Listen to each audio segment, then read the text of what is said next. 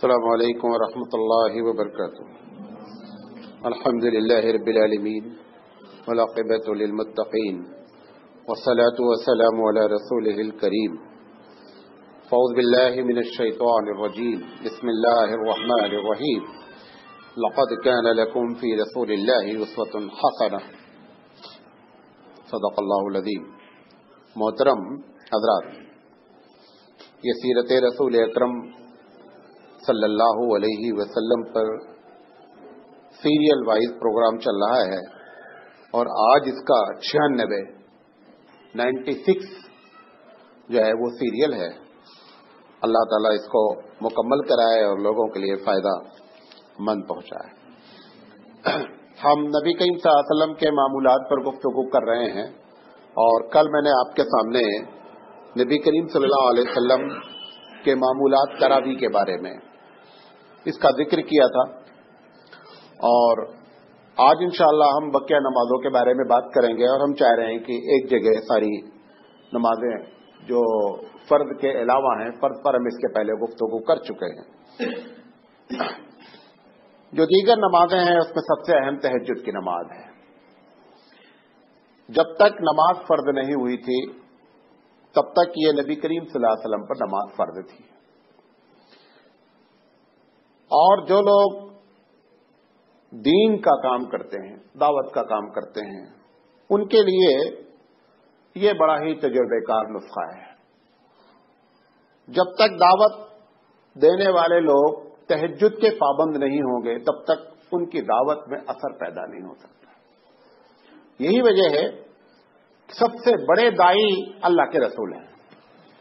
اللہ کے رسول کو پہلے دن سے تہجد کی بات کہی گئی۔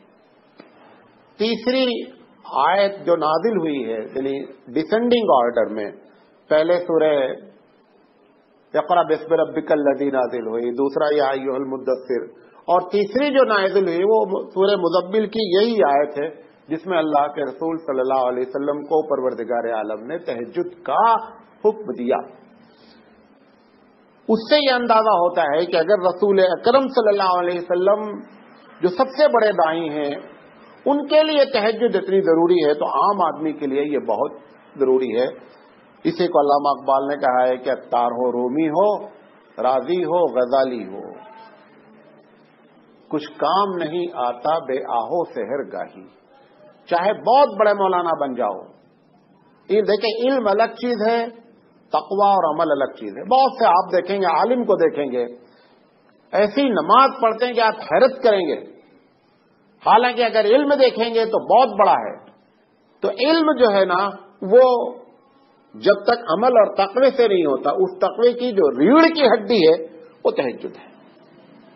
اور حقیقت یہ ہے کہ جس کو تہجد ہے بہت مشکل کام، پڑھنا آسان نہیں ہے بہت مشکل کام، لیکن یہ جس کو عادت اللہ نے توفیق بخش دی ہے ان کو اتنا مزہ آتا ہے کہ وہ انتظار کرتے ہیں کہ رات کب اپنے آخری حصے میں ہو اور ہم اٹھ کر کے تہجد پڑھیں۔ اور اسی سے ہر آدمی اپنا اندازہ کر لے کہ ہم کتنا رب سے قریب ہیں اور کتنا رب کا خوف ہمارے دل میں ہے۔ جب تک بندہ تہجد کا پابند نہیں ہوتا تب تک معاملہ بنتا نہیں ہے۔ تو خاص کر دائی کے لیے یہ جو ہے یہ نسخہ اللہ کے رسول صلی اللہ علیہ وسلم کی جانب سے اللہ نے آپ صلی اللہ علیہ وسلم پر اس بات کو فرض کیا۔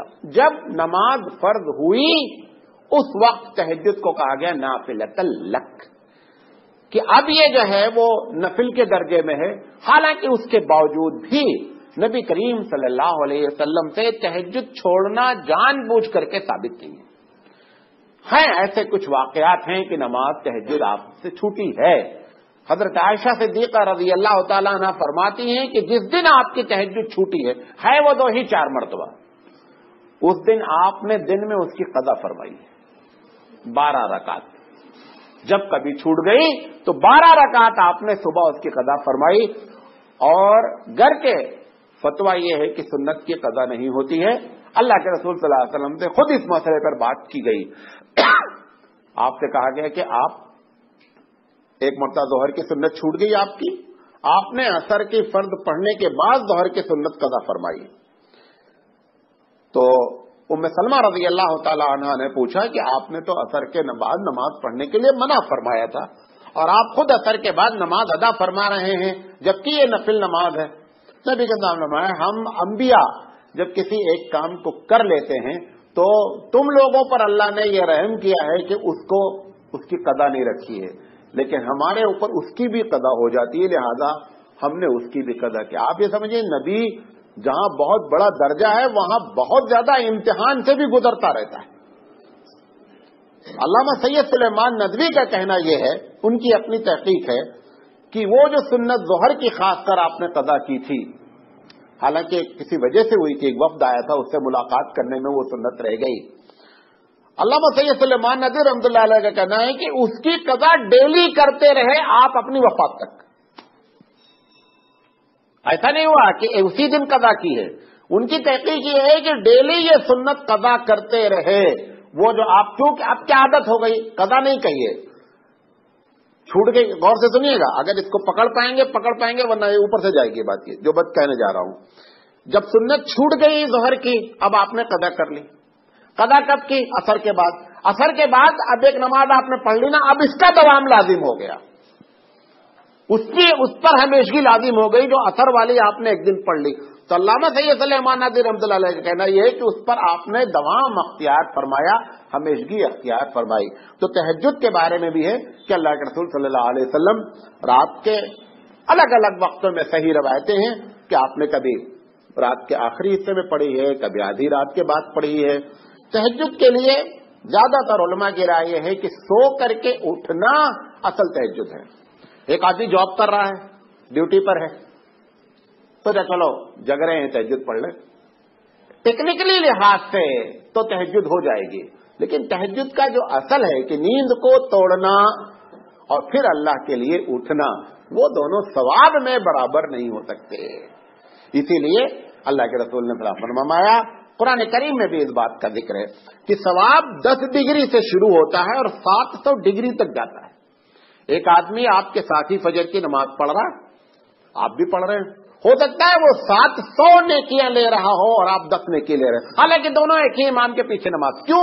کیفیت الگ الگ ہے.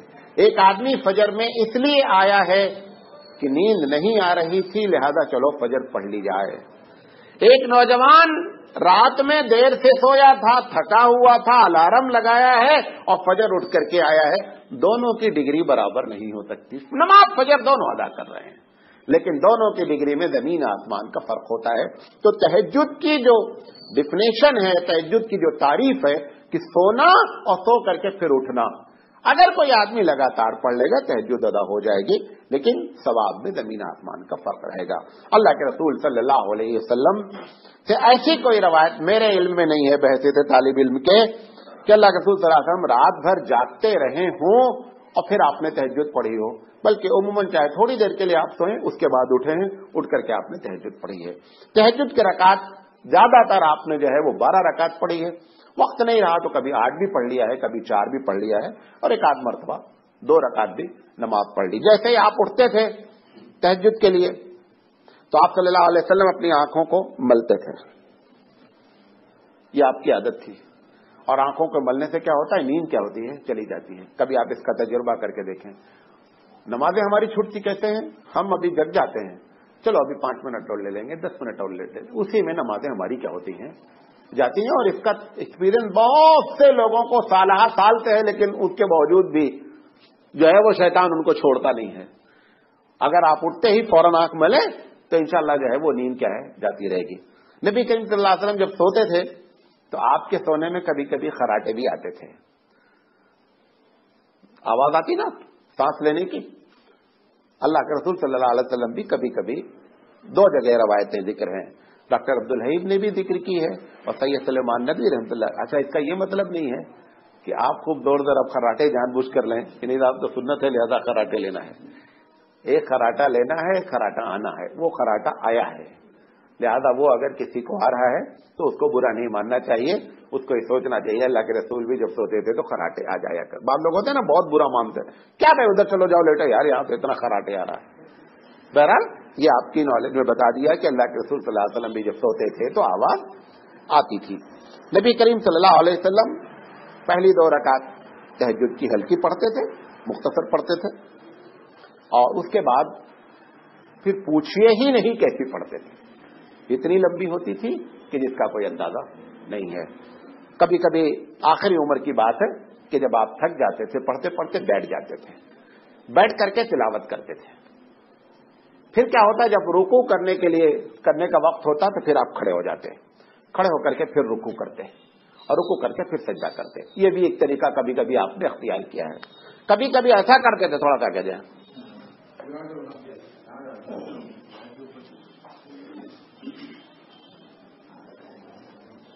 कभी कभी ऐसा भी करते थे, बाद हदीसों में आता है, इसलिए बता रहा हूं ये दोनों हदीसें कि कहीं अगर आपको दूसरी हदीस नजर आ जाए तो आप सोचें कि ये तो आपस में टकरा रही हैं। एक हदीस ये है कि अल्लाह के रसूल ने अगर खड़े होकर के तिलावत की है तो रुकू भी खड़े हालत में किया है। जो मैंने हदीस नकल की कि आप पढ़ते पढ़ते बैठ जाते थे और बैठने के बाद आप क्या करते थे, तिलावत करते रहते थे नमाज की, उसके बाद खड़े हो जाते थे उसी हालत में। फिर क्या करते थे, 2-4 आयतें पढ़ करके, बाद रवायतों में 30-40 आयत बाकी रहती थी तो आप खड़े हो जाते थे। हम तो 30-40 आयत पढ़ते ही नहीं, वहां बाकी रहने की बात है। खड़े हो जाते थे, खड़े होने के बाद रुकू करते थे। बहरहाल दोनों किस्म की रवायतें नबी करीम सल्लल्लाहु अलैहि वसल्लम से मंसूब हैं। तो इस तरीके से आप सल्लल्लाहु अलैहि वसल्लम की तहज्जुद की नमाज हुआ करती थी। तो इसमें कम से कम आप ये कह सकते हैं 2 रकात है, ज्यादा से ज्यादा ये नमाज कितनी है, 12 रकात है। उसके बाद मुख्तलिफ नमाजें हैं, हम कोशिश करेंगे जो भी आज बयान कर सकते बयान करेंगे। नमाजों में जो है वो तहियतुल मस्जिद और तहियतुल वजू। तहियतुल वजू के बारे में नबी करीम सल्लल्लाहु अलैहि वसल्लम की सही रवायत है, मुस्लिम शरीफ की गालिबन रवायत है कि अल्लाह के रसूल सल्लल्लाहु अलैहि वसल्लम ने फरमाया कि जिस आदमी ने बेहतरीन वजू किया, अच्छा वजू किया, अच्छा वजू से मतलब है कि सुन्नत की तमाम चीजों की आदाब के साथ उसकी पाबंदी की और करने के बाद इत्मीनान से उसने 2 रकात नमाज पढ़ी, आपने फरमाया है कि जन्नत वाजिब है। ये जब भी बात इस तरह हो, इसका मतलब ये नहीं कि जिंदगी में एक मरतबा पढ़ ले तो जन्नत वाजिब हो जाएगी, उस पर दवाम होना चाहिए। क्या होना चाहिए, हमेशगी होनी चाहिए। और हजरत बिलाल रज़ी अल्लाह ताला अन्हो कि जब मेराज में हुजूर सल्लल्लाहु अलैहि वसल्लम ने अपने आगे आवाज सुनी चप्पल की, तो आकर के वापसी में मेराज की वापसी में आपने पूछा बिलाल से कि बिलाल, मैं जब जन्नत की सैर कर रहा था मेराज में तो तुम्हारे पैरों के चलने की आवाज आ रही थी, कौन सा ऐसा अमल है जो तुम करते हो, तुम्हारा दर्जा अल्लाह ताला ने इतना बुलंद कर रखा है। उन्होंने कहा, रसूल हम तो सीधे साधे आदमी को ऐसा खास नहीं, लेकिन इतना यह है कि मैं इस पर बड़ी पाबंदी करता हूं कि जब वजू करता हूं तो 2 रकात नमाज पढ़ता हूं। अल्लाह के रसूल सल्लल्लाहु अलैहि वसल्लम ने उस पर कहा, शायद इसी वजह से आपके दर्जात बुलंद हैं। ये नहीं समझना है कि हजरत बिलाल का दर्जा हुजूर से ज्यादा हो गया था, वो आगे आगे जा रहे थे, ये पीछे पीछे जा रहे थे। सिक्योरिटी गार्ड हमेशा आगे रहता है, जो बड़ा आदमी रहता है वो पीछे ही रहता है, समझे नहीं? तो ये मतलब नहीं है कि बिलाल नबी के मुताबिक बढ़ गए, क्योंकि वो शैतान सवाल लाता रहता है कि तो इसका मतलब बिलाल का दर्जा बड़ा बुलंद हो गया है। लिहाजा बीच बीच में उसके जवाब भी होते रहने चाहिए।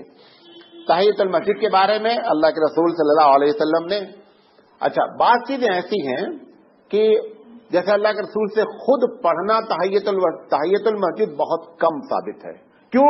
आप जैसे ही आते थे डायरेक्ट कहां चले आते थे? मुसल्ले पर। लेकिन आपका जो कौल है वो तहियतुल मस्जिद के बारे में बहुत ज्यादा है। और ये बात याद रखें, उसूल के तौर पर बहसीत मुसलमान के, ये हमको हर मुसलमान को मालूम होना चाहिए। अल्लाह के रसूल जब कोई बात कह देते हैं तो उसका दर्जा हाई हो जाता है बनिस्बत करने के। अगर वो कर रहे हैं उसका दर्जा नीचे होता है, अगर वो आप हुक्म फरमा देते हैं तो उसका दर्जा क्या होता है, हमेशा बढ़ जाता है। तो तहियतुल मस्जिद हो या तहियतुल वुदू, इसके बारे में कौली हदीस मौजूद है, आपने बयान फरमाया है, ओरली हुक्म दिया है, लिहाजा इसका दर्जा हमेशा बुलंद होता है। कोशिश किया करें, हमारे अंदर ये सुन्नत के जो है वो तर्क का है। जिस इलाके में, ये याद रखें, जिस इलाके में एक सुन्नत भी लोगों ने आम तौर पे छोड़ रखी है, वहां पर अगर आप सुन्नत को जिंदा करें तो इसका सवाब मियां तो अज्र शहीदिन आता है। कि ऐसे जगह पर जहां पर लोगों ने एक सुन्नत को मुर्दा कर दिया और आपने उस सुन्नत को जिंदा कर रखा है, तो अल्लाह के रसूल सल्लल्लाहु अलैहि वसल्लम फरमाते हैं कि ऐसे आदमी को 100 शहीद का सवाब मिलता है। और यह हदीस एकदम सही है। लिहाजा उमूमन ऐसा है कि हम तहियतुल मस्जिद का एहतमाम नहीं करते, ہم کو کثرت سے اس کا اہتمام کرنا چاہیے۔ اس کے بعد اللہ کے رسول صلی اللہ علیہ وسلم کی اشراق ہے، چاشت ہے، اوابین ہے، صلاۃ التسبیح ہے۔ اشراق اور چاشت کے بارے میں تھوڑا سا اختلاف ہے۔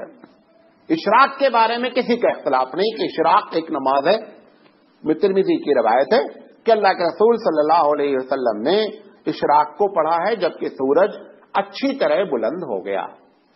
بعض روایتوں میں اس بلندی کو بھی ڈیفائن کیا گیا ہے، اس کو بھی بتایا گیا ہے کہ کتنا، آپ نے فرمایا جیسے عصر کے وقت، عصر کا جب وقت ہوتا ہے جتنا سورج چڑھ جاتا ہے اتنا چڑھنے پر اس کا اندازہ لگایا گیا ہے کہ 15 منٹ 20 منٹ رہتا ہے جبکہ عصر کا وقت ختم ہونے لگتا ہے، جب سورج کو آپ دیکھنے کی پوزیشن میں ہونے لگتے ہیں۔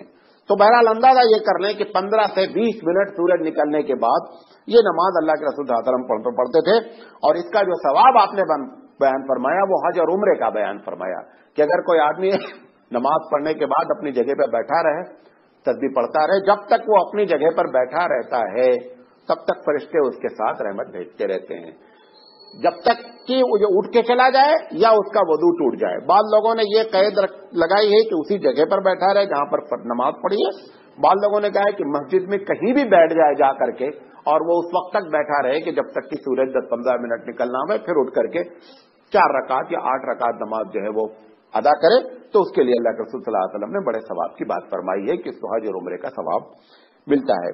یہ بھی سمجھ لیں، یہ جو کہا جاتا ہے نا حج کا ثواب، عمرے کا ثواب، یا یہ کہ 100 شہید کا ثواب، اس کا یہ مطلب نہیں ہوتا کہ آپ شہید کو پیچھے ڈال دیے۔ اس کا کیا مطلب ہے؟ مولانا ثانی رحمۃ اللہ علیہ نے اس کو سمجھانے کی کوشش کی ہے۔ جیسے آپ نے 3 مرتبہ قرآن کو قل اللہ پڑھا تو کس کا ثواب ہے؟ پورے قرآن پڑھنے کا ثواب ہے۔ تو بعض لوگ اس چکر میں سمجھ رہے ہیں کہ اب جو ہے وہ 3 مرتبہ قل اللہ پڑھ لیے، معاملہ کیا ہو گیا، بن گیا۔ دیکھیں، ثواب الگ چیز ہے، تقرب الہی الگ چیز ہے۔ غور سے سنیں گے اس بات کو تبھی سمجھ پائیں گے۔ ایک ہے ہمارے عمل سے تقرب الہی، اللہ کے قریب پہنچنا، اور ایک ہے ثواب کا ملنا۔ 3 مرتبہ پڑھنے پر آپ کو ثواب اتنا ملتا ہے جتنا کہ قرآن مجید پڑھنے کا ثواب ہوتا ہے، لیکن قرآن مجید پڑھنے سے جو تقرب الہی حاصل ہوتی وہ اس میں داخل نہیں ہے۔ فرق سمجھے دونوں میں؟ تو ایک ہے قربت الہی، وہ قربت الہی، ایک آدمی شہید ہوتا ہے، اس کو جو اس قربت سے اللہ کی اس شہادت سے جو اللہ کی قربت ہوتی ہے، کیا قربت ہوتی ہے؟ حدیث میں آتا ہے کہ پروردگار عالم کا دیدار ہوتا ہے۔ آپ 50 سنتیں زندہ کریں، شہید کا ثواب مل سکتا ہے، دیدار الہی نہیں ہو سکتی ہے۔ تو قربت الہی الگ چیز ہے، ثواب الگ چیز ہے۔ تو کبھی بھی ایسی گفتگو کا ایسی بہت سی باتیں آپ کے سامنے آتی رہتی ہیں نا، تو کبھی کبھی اندر سے ہم کو ڈاؤٹ ہوتا رہتا ہے کہ یار پھر 3 مرتبہ قل اللہ پڑھ لو، پورا قرآن پڑھنے کا ثواب۔ تو یہ ہمیشہ یاد رکھیں کہ اس قسم کی جب بھی بات ہوتی ہے تو اس سے ثواب اچھا ہے۔ یہ بھی ہے کہ ڈاؤٹ میں جب حدیثیں صحیح آتی ہیں تو احتراماً للنبی ہم کو ہر حال میں اس کو ایکسپٹ کرنا ہی کرنا ہے، قبول کرنا چاہیے۔ دل کی گہرائی نہیں ہوتے کہ اللہ کے رسول حضرت عمر رضی اللہ تعالیٰ عنہ نے جب وضو میں فرمایا کہ عمر جب 1 مرتبہ کوئی قل اللہ پڑھتا ہے تو اللہ تعالیٰ اس کا جنت میں ایک محل بناتا ہے، تو حضرت عمر رضی اللہ تعالیٰ نے کہا کہ تب تو ہم بہت محل بنوا سکتے ہیں۔ جو پوچھنے کا انداز تھا نا وہ اس میں ہے نا، آپ خود سمجھ رہے ہیں کہ جو پوچھنے کا انداز ہے اور پوچھنے کے انداز میں ڈاؤٹ اندر ہو رہا ہے، تو انہوں نے کہا تب تو میں بہت سے محل بنوا سکتا ہوں جنت میں۔ نبی کریم صلی اللہ علیہ وسلم نے فرمایا کہ عمر تم کو اللہ کی رحمت کا وسعت کا اندازہ نہیں ہے، ابھی تو ہم ڈاؤٹ کر رہے ہیں، نہیں پڑھ رہے ہیں قل اللہ واحد۔ وہاں پہ جب وہ لوگ جو لوگ اپنا محل بنوا چکے ہیں تب ہم پچھتائیں گے۔ جیسے کوئی سستا پلاٹ ہوتا نا، نہیں لیتے، 2 سال کے بعد جب ریٹ بڑھ جاتا ہے تو کتنا پچھتاتے یار اگر لے لی ہوتے تو آج بڑا اچھا ریٹ آ جاتا ہے، ہوتا نا؟ کیوں؟ جب سستا ریٹ تھا تب ہم نے توجہ نہیں دی، آج یہ سستا ریٹ ہے، لے لیں پلاٹ، کل اس کی قیمت بڑھ جائے گی، اس وقت نہ ہمارے پاس پیسہ ہوگا اور نہ ہم خرید سکتے ہیں۔ تو اس کو سستا جان کر کے چھوڑے نہیں، بلکہ کیونکہ نقصان اس میں کچھ بھی نہیں ہے۔ اب تو یہ بھی کہا جاتا ہے نا کہ پلاٹ لے لو، بھلے ٹھیک ہے نہیں مہنگا ہوگا لیکن کم سے کم سستا تو نہیں ہوگا۔ تو یہ ویسے ہی کیفیت ہے جیسے یہاں پچھتا رہے ہیں، ہزاروں لوگ ڈیلی پچھتاتے ہیں، ہزاروں۔ ادھر مولانا سراج صاحب بھی، میں اپنے آپ کو الگ نہیں کر رہا ہوں، میں بھی پچھتاتا ہوں کہ میں دبئی میں تھا، یہ لے لیتا وہ لے لیتا، حالانکہ یہ سب تقدیر کے خلاف بات ہے. شیطان لاتا ہے یہ سب جملے، لیکن بیٹھ کر پھر اپنے آپ کا محاسبہ کرنا چاہیے کہ وہ ہماری قسمت میں ہمارے لیے اچھا نہیں تھا، اسی لیے پروردگار عالم نے وہاں ہم کو پلاٹ نہیں دلوایا. سمجھے؟ اس کے دوسرے نتائج برآمد ہوتے. اسی کا نام ہے تقدیر الہی پر مطمئن ہونا کہ اللہ جو کیا ہے وہی بہتر کیا ہے. ڈاؤٹ آنا یہ ممکنات میں سے ہے، شیطان لاتا ہے. اس ڈاؤٹ پر محل خود تعمیر کرنا، یہاں سے گناہ شروع ہو جاتا ہے. بات سمجھے میں جو کہنا چاہ رہا ہوں؟ تو اللہ کے رسول صلی اللہ علیہ وسلم کے بارے میں جب اس قسم کی حدیثیں عام ہیں تو آپ اس کو اس طرح سے ایڈجسٹ کریں کہ تقرب الہی الگ چیز ہے، ثواب کا ملنا الگ چیز ہے.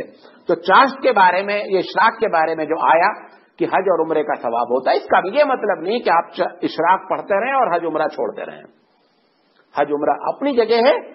اب یقینی بات ہے کہ ثواب کو بتانے کے لیے کوئی نہ کوئی تو باٹ چاہیے. باٹ سمجھتے ہیں جس سے تولا جاتا ہے. تو اب نیکی کا جو باٹ ہے وہ یہی باٹ ہے. تو یہ باٹ بتا کر کے بتایا جاتا ہے آدمی کو سمجھانے کے لیے. اس کے بعد چاشت کی نماز ہے. چاشت کی نماز کے بارے میں کچھ اختلاف ہے، لیکن صحیح حدیثوں میں چاشت کی نماز کا ذکر ہے. اس کو صلاۃ الضحیٰ عربی میں کہتے ہیں. کبھی کہیں مسلم شریف میں ایک جگہ اس کا نام اوابین بھی رکھا گیا ہے. حالانکہ ہم اوابین کسے کہتے ہیں؟ جو مغرب کے بعد پڑھی جاتی ہے. لیکن مسلم شریف کی ایک روایت میں اس کو جو ہے اوابین کہا جاتا ہے. مفتی جمیل احمد نظیری صاحب کی کتاب رسول اکرم کا طریقہ نماز، انہوں نے اس کو سمجھانے کی کوشش کی ہے کہ دونوں کو اوابین کیسے کہہ دیا گیا حدیث میں. مغرب کی نماز کے بعد جو 6 رکعت پڑھی جاتی ہے اس کو اوابین کہتے ہیں، اور مسلم شریف میں اوابین کہا گیا ہے اس وقت جبکہ اونٹ کے بچے کا پیر گرمی کی وجہ سے ریت میں جلنے لگے. اس وقت جو آپ نماز پڑھتے ہیں اس کا نام کیا ہے؟ اوابین ہے. وہ تقریباً 11، 10:30 اور 11 کے بیچ میں عربوں میں اگر آپ دیکھیں گے تو اونٹ کے بچے جو ہے نا وہ پھر باہر نکالے نہیں جاتے ہیں. 10:30، 11 بجے کا ٹائم ہوتا ہے، وہاں اس کا اوابین کہا گیا ہے. تو مفتی جمیل احمد صاحب نے کوشش کی ہے اس کو سمجھانے کی. انہوں نے کہا حقیقت میں کیا ہے کہ یہ 2 وقت اللہ تعالیٰ کی طرف رجوع ہونے کے لیے اس لیے امپورٹنس ہے، یہ بزی وقت ہیں.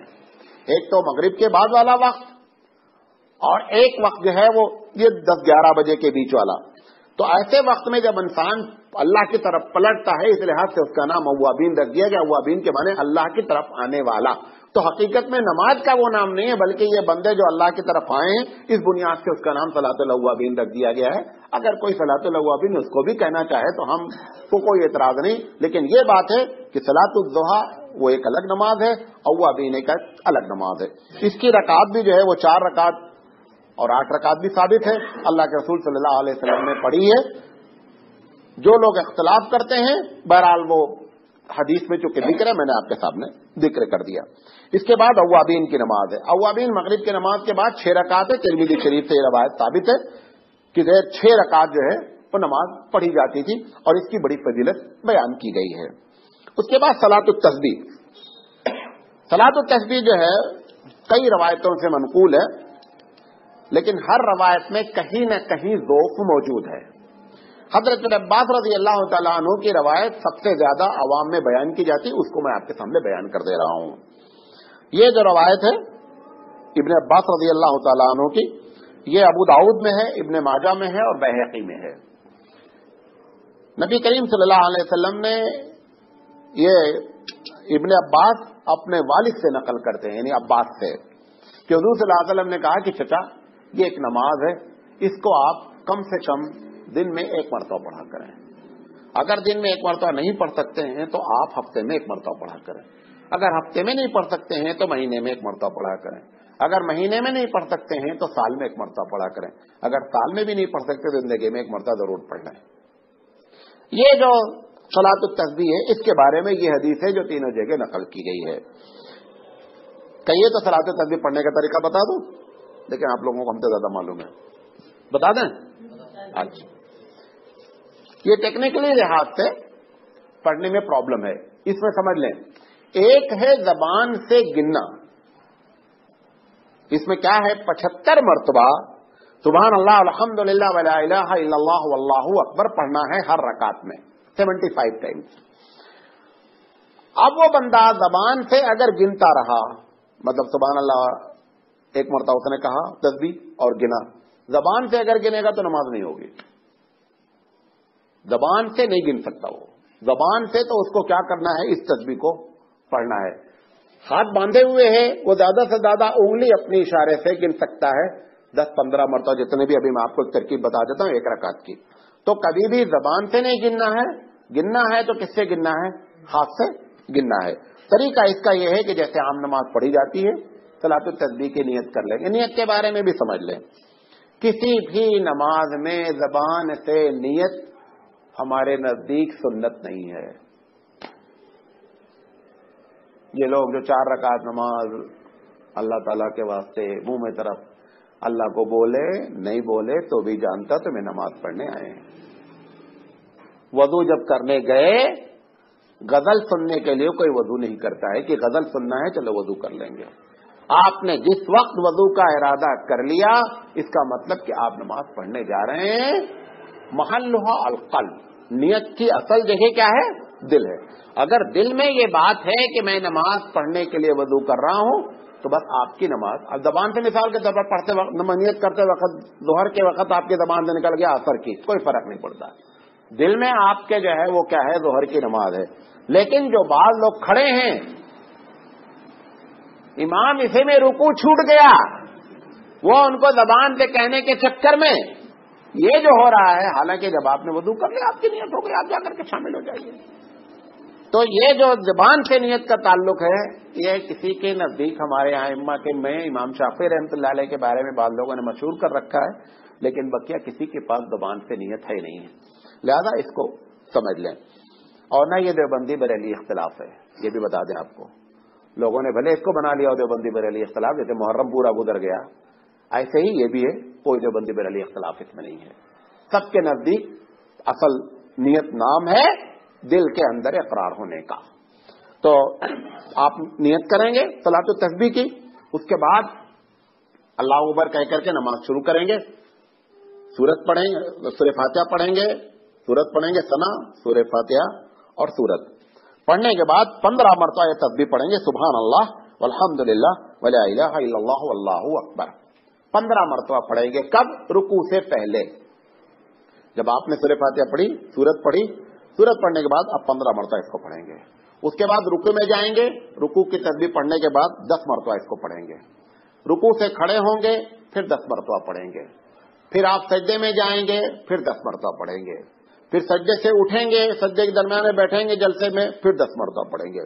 پھر دوسری مرتبہ سجدے میں جائیں گے، تسبیح پڑھیں گے، پھر 10 مرتبہ پڑھیں گے۔ پھر جب یہاں پہ ٹیکنیکلی ہے، جب دوسرے سجدے سے اٹھیں گے تو پہلے 10 مرتبہ پڑھ لیں گے، پھر اٹھیں گے۔ سمجھ آ گئے؟ یہ ٹوٹل 75 مرتبہ ہو گیا۔ اس طریقے سے ایک رکعت، ایسے ہی 4 رکعت جو ہے وہ صلاۃ التسبیح پڑھی جائے گی۔ کم سے کم اس حدیث کو اس لحاظ سے کہ زندگی میں ایک مرتبہ پڑھ لینا چاہیے، جیسا کہ حضور صلی اللہ علیہ وسلم نے اپنے چچا جان سے بیان فرمایا۔ نبی کریم صلی اللہ علیہ وسلم نے خود پڑھا ہو ایسی حدیث ہمارے پاس موجود نہیں ہے، لیکن چونکہ جب آپ کی عادت تھی کہ جو بات آپ کہتے تھے وہ کرتے تھے، لہذا اس سے یہ امید ہے کہ جب آپ نے بیان فرمائی ہے تو آپ نے کیا ضرور ہوگا، چونکہ نفل نمازیں گھر میں ہوتی ہیں اور یہ بتانے والی چیز نہیں ہے لوگوں تک کہ آپ اللہ کے رسول کی عادت ہی لمبی لمبی پڑھنے کے لوگ نفل پڑھ رہے ہیں، لیکن ایسا خاص کر ذکر حدیث میں نہیں ملتا ہے کہ اللہ کے رسول صلی اللہ علیہ وسلم نے صلاۃ التسبیح پڑھی ہو۔ اس کے بعد صلاۃ التسبیح کے بعد ایک نماز کا اور ذکر کر دیتے ہیں، نماز استخارہ۔ استخارہ کیا چیز ہے؟ یہ خیر کو طلب کرنا۔ کسی بھی اردو میں یا عربی میں ایک بات ادب کی بتا رہا ہوں، ادب سے مراد ریسپیکٹ نہیں، ادب سے مراد لٹریچر۔ اردو میں اگر کبھی کوئی ایسا لفظ آ جائے جس میں الف سین تے ہو، کیا لفظ ہو؟ الف سین تے ہو، تو اس کا مطلب اس کے اندر کسی چیز کو حاصل کرنے کے معنی موجود ہیں۔ استخارہ میں بھی الف سین تے ہے، لہذا خیر کو طلب کرنا، اس کے اندر خود بخود یہ معنی موجود ہے، خیر کو طلب کرنا، اللہ سے خیر طلب کرنے کے لیے یہ نماز پڑھنا۔ نبی کریم صلی اللہ علیہ وسلم نے فرمایا کہ استخارہ کرنے والا جو استخارہ کرتا ہے اللہ سے مشورہ کرتا ہے کہ اللہ یہ کام کرے. اچھا کس کام میں مشورہ کریں گے؟ حج کرنے جانا ہے کہ نہیں جانا، اس میں مشورے کی کوئی ضرورت نہیں ہے. فجر کی نماز پڑھنا ہے کہ نہیں پڑھنا، استخارہ کرنا وہ نہیں. جو چیزیں فرض ہیں، جو چیزیں حرام ہیں نہیں کرنے کی، اس میں استخارہ نہیں ہوتا. استخارہ ہوتا ہے حقیقت میں جس میں آپ کو ڈاؤٹ ہو رہا ہے. صبح دکان پہ جانا ہے کہ نہیں جانا، یہ ڈیوٹی ہے، جانا ہی جانا ہے. استخارہ کریں گے روزگاری میں رہیں گے، کیونکہ نفس کیا کرے گا، وہ آپ کو آپ کے نفس کے تحت وہ دل میں بات ڈالے گا کہ نہیں آج نہیں جانا چاہیے، ادھر کا راستے میں جا رہے ہیں ایکسیڈنٹ ہو جائے، روڈ پہ گر جائے، دنیا بھر کے خیالات لائے گا. لہذا استخارہ ہوتا ہی ہے جہاں پہ دو چیزیں آ گئیں، تین چیزیں آ گئیں اور آپ کنفیوز ہیں کہ اب ہم کیا فیصلہ لیں. مثال کے طور پہ رشتہ کوئی آ رہا ہے 2 جگہ سے 3 جگہ سے آ رہا ہے، اب آپ پریشان ہیں کہ اس کو اختیار کیا جائے یا اس کو اختیار کیا جائے. ایسی جگہ پر استخارہ ہے. کوئی تجارت کرنا ہے، کسی کے ساتھ لین دین کرنا ہے، وہاں پر جو ہے کسی غریب کی مدد کرنا ہے، وہاں پر استخارے کی ضرورت نہیں ہے. بات سمجھا رہے؟ تو استخارہ جو ہے وہ اللہ کے رسول صلی اللہ علیہ وسلم نے فرمایا کہ جو بندہ استخارہ کرتا ہے پروردگار عالم یہ بڑا سعادت مند ہوتا ہے. اس کی سعادت مندی کی دلیل ہے. اور اگر استخارہ نہیں کرتا اور اللہ کے تقدیر پر راضی ہے تو آپ نے فرمایا یہ بھی سعادت مندی کی بات ہے کہ کوئی ٹھیک ہے اللہ میں اپنی سمجھ سے اچھا کام کرنے جا رہا ہوں، اگر اس کی برائی ہو گئی کوئی تو تقدیر میں ہمارے یہی لکھا تھا، لہذا اس پر وہ اعتماد کرتا ہے. ایسا بھی وہ کر سکتا ہے. صحابہ کہتے ہیں کہ اللہ کے رسول صلی اللہ علیہ وسلم جب ہم کو استخارہ سکھلاتے تھے تو اتنی پابندی سے استخارے کی دعا سکھلاتے تھے جیسے نماز میں تشہد پڑھنے کو سکھلاتے تھے. اس طریقے سے آپ اس کی پابندی فرماتے تھے. یہ مسند احمد اور طبرانی وغیرہ میں یہ روایت نقل ہے کہ 3 لوگ نامراد نہیں ہوتے، 3 لوگ فیل نہیں ہوتے. استخارہ کرنے والا نامراد نہیں ہوتا، مشورہ کرنے والا کبھی شرمندہ نہیں ہوتا، اور کفایت کرنے والا کبھی محتاج نہیں ہوتا. نہیں سمجھے؟ 3 باتیں. پہلی بات کیا؟ جس نے استخارہ کیا تو اللہ کے رسول صلی اللہ علیہ وسلم فرماتے ہیں کہ ایسا بندہ کبھی نامراد نہیں ہوتا. نمبر 1. نمبر 2 آپ نے فرمایا ہے کہ جب آپ مشورے سے کوئی کام کریں گے غلط بھی ہو جائے گا تو آپ اندر سے شرمندہ نہیں ہوں گے بلکہ اطمینان ہوگا کہ ہم نے مشورے سے کیا ٹھیک ہے، جو ہو گیا ہو گیا. تو آپ نے فرمایا کہ وہ بندہ شرمندہ نہیں ہوتا نا. بات کام کرنے کے بعد جب ہمارے رزلٹ ہمارے خلاف آ جاتا ہے تو ہم تو یار اگر اس نے مشورہ کر لیتے تو بہت اچھا تھا، فلاں سے پوچھ لیتے تو وہاں پر شرمندگی ہو رہی ہے. لیکن اگر آپ نے پوچھ کر کے کیا ہے اس کی وجہ کیا ہوتی ہے؟ زیادہ تر جب آپ مشورے سے کام کرتے ہیں تو پروردگار عالم اس میں تعاون فرما دیتا ہے، مدد کر دیتا ہے. تو یہ دوسری بات آپ نے. تیسرا فرمایا کہ جو آدمی کفایت کرتا ہے، مطلب پیسہ ہاتھ میں ہے تو ہم کیا کر رہے ہیں؟ سوچ سمجھ کر کے قدم رکھ رہے ہیں. تو آپ نے فرمایا ایسا شخص کبھی محتاج نہیں ہوتا ہے، پوری زندگی اس کی آسانی سے چلتی رہتی ہے. اور پیسہ آنے کے بعد آدمی دلے خرچ کرتا ہے، پھر کچھ دن کے بعد پیسہ ختم ہو جاتا ہے. اب وہ پھر وہ سوچتا ہے کہ وہ پلاٹ اس وقت نہیں ہوتے تو بہت اچھا تھا. بات سمجھ میں آ رہی؟ تو اللہ کے رسول صلی اللہ علیہ وسلم نے اس کی بڑی اہمیت فرمائی ہے. استخارہ ہوتا کیا ہے؟ آپ نماز پڑھیں، وضو کریں اچھا سا. حدیث میں آتا ہے اچھا وضو کریں، اور اچھا وضو سے مراد 2 باتیں ہوتی: سنت کی پوری پابندی، اور جب کہ وضو کرنا دشوار ہو تو ٹھیک سے وضو کرنا. خاص کر سردیوں کے زمانے میں وضو کریں اور وضو کرنے کے بعد 2 رکعت نماز پڑھیں. نماز پڑھنے کے بعد یہ دعا کریں. دعا میں پڑھ دیتا ہوں. اور اس کے بعد آپ کو 3 طریقے سے کوئی ایک کیفیت. بعض لوگ سمجھتے ہیں استخارہ کرنے کے بعد دائنی کروٹ سو جانا ضروری ہے، حالانکہ ایسی کوئی بات حدیث میں لکھی ہوئی نہیں ہے. بہتر یہ ہے کہ آدمی استخارہ کرنے کے بعد اپنے ذہن کو اسی استخارے پر رکھ لے اور دنیا کے کام نہیں کرے تاکہ جو ہے وہ ڈسٹرب نہیں ہو. لیکن ایسا کہیں لکھا نہیں ہے. بعض لوگ سمجھتے ہیں استخارہ کرنے کے بعد اب کسی سے بولنے کا نہیں ہے، دائنی کروٹ لیٹ جانے کا ہے، بچے بھی بلائیں، بیوی بھی بلائے تو بولنے کا نہیں. ایسی کوئی بات نہیں ہے. 3 کیفیت ہو سکتی ہے. ایک کیفیت یہ ہو سکتی ہے کہ آپ کو کوئی خواب نظر آ جائے جو کہ اشارہ کرے کہ یہ کام کرو. مثال کے طور پر بنگلہ دیش دنیا بھر کی ایئر لائن ہیں، رشتے الگ الگ کنٹری سے آئے ہوئے ہیں. اب آپ دیکھ رہے ہیں کہ ہم بیمان ایئر ویز سے بنگلہ دیش جا رہے ہیں. اس کا مطلب انڈیکیشن ہے کہ بنگلہ دیشی لڑکے سے شادی کر لیں. ایسے انڈیکیشن یہ یہاں پہ نہیں سوٹ ہو رہی عمارت، دبئی میں بہت سوٹ ہوتی ہے عمارت، یہ سمجھے؟ کیونکہ یہاں والے تو اب یہاں والوں کو اگر دیکھ رہے ہیں، مثال کے طور پر مہاراشٹر کی بس ہے، کرناٹکا کی بس سے آپ جا رہے ہیں تو وہ انڈیکیشن دے رہا ہے. لیکن اگر